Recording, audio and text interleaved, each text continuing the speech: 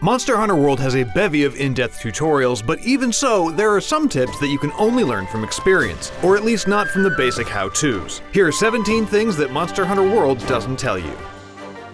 First up, you'll want to make sure that you know what tools in your arsenal you like best. Unlike other RPGs, Monster Hunter doesn't limit you to selecting just one or two starting weapons at the beginning of the game. You've got access to all 14 weapon types, so make good use of them. Make sure you go on at least one expedition or hunt with each type of weapon. Maybe you've always been a sword and shield kind of hunter, but perhaps you'll find that you really like the dual blades or one of the long-range bow guns. It's good to experiment with as much gear as possible so you can figure out what style and items work best for you before investing materials and money into one. When you get back from those missions, you're usually given an assortment of items and rewards. Taking the time to individually collect each one can be a huge pain, but thankfully, you can collect them all pretty quickly by holding down X or A. Don't forget to mind your surroundings. You can interact with all sorts of flora and fauna throughout each area, a bunch of which will help you out in combat. Keep your eyes peeled for items like health-restoring vigor wasps and dangerous poison cups or paratoads. Be extra careful around these hazards though, as they can't tell the difference between friend or foe. Another fun thing in the Monster Hunter universe is that everyone's legs are apparently invincible, since you can fall from any height and take 0 damage. Use this to your advantage for getting around maps and surprising monsters. They never really direct you there, but there's a wealth of helpful information hidden in the pause menu, including your hunter's notes, which offer a bunch of intel on the wildlife that inhabit the new world, plus a list of active and available bounties and investigation, and a bunch of great tips for new and veteran hunters alike. Bet you think that arm-mounted crossbow thing is pretty cool, huh?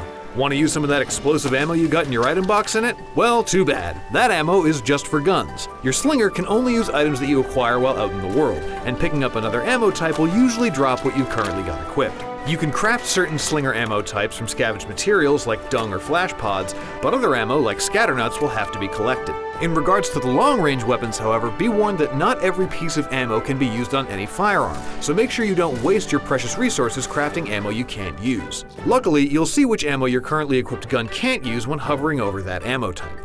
Some ammo for light and heavy bowguns can take forever to reload, but if you roll off a ledge or cliff while you're reloading, it'll be much faster. If you hit a wing drake with your slinger, it'll be slightly stunned and drop lower in the air. This allows you to hook onto it with your rope by pressing circle or B. You may not be able to control where they drag you, but it's a great way to see more of the map and get a bird's or drake's eye view of your surroundings. When tracking a monster, don't stop collecting tracks or samples just because you know what and where it is. Collecting those tracks will still earn you research points that can be used to unlock more information on your target and spend on useful items later on. You may be tempted to just dive into the next hunt right after you finish the last one, but be sure to check around Astera and in each location you visited for some optional activities and quests. They might lead you down an interesting story path or unlock some valuable resources. I just love me some good fishing. When you launch into a new hunt and arrive in the quest region, you'll see a large supply box within the camp. Inside are free items you can grab and use during your hunt. However, it's important to keep in mind that when you're playing with others, this gear is shared. So unless you're all alone, or don't mind being a huge jerk, you should probably avoid looting all these items for yourself. Once you've downed a few beasties and collected some cash and supplies, you might be tempted to purchase a full set of cool new armor. However, it's often a lot more beneficial to you, especially early on, to buy items from each set piecemeal, then create a functional hodgepodge of armor that'll offer you a wide variety of protections or more useful stacked skills. If you find yourself on a hunt or quest that you're having great difficulty with and need to take a break, or if you just need to return to base to resupply, always be sure to abandon the quest from the pause menu instead of returning through the travel system. By abandoning the quest, you ensure that any consumables you might have used during the course of the expedition are returned to your inventory. You can't really exploit this to gain more items, but it's a great help to not have to worry about restocking anytime you want to restart a mission. The only time you shouldn't hit abandon quest is if you found a very rare item, like a specific plate or jewel that drops from a monster. Retreating from the quest might cost you whatever consumables you used, but locking down that rare find is usually more important.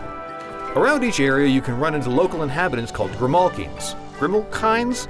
The little cat dudes. Anyway, if you manage to track them down, your palico can chat them up and usually convince them to join you on your expedition. Some will have helpful extra skills like noticing items around the world, but they're also great to have around as an extra combatant. Some of them will send you on a quest, and if you prove yourself, they'll teach your palico new skills and how to ride the local scrub monster, like the Shamos in the Coral Highlands.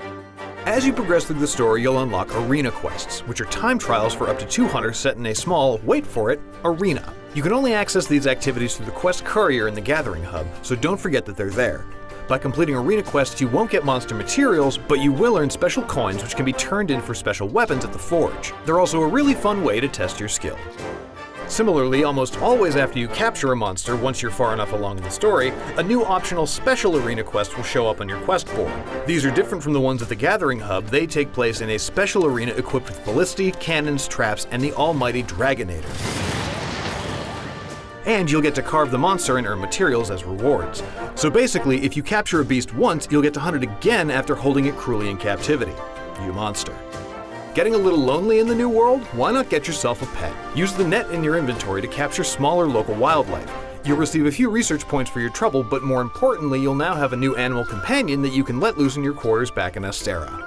The last and most important thing is this. In Astera's trade yard, you can find this adorable pig thing. Press circle or B when you see an exclamation point appear over his head, and you can befriend him, name him, pick his adorable little pajamas, and carry him around like he deserves. Hopefully these tips will help you throughout your exploration of the new world. If you found anything else that we might have missed, be sure to let us know in the comments below or on our wiki, and for all your other monster hunting needs, be sure to subscribe and stick around on IGN.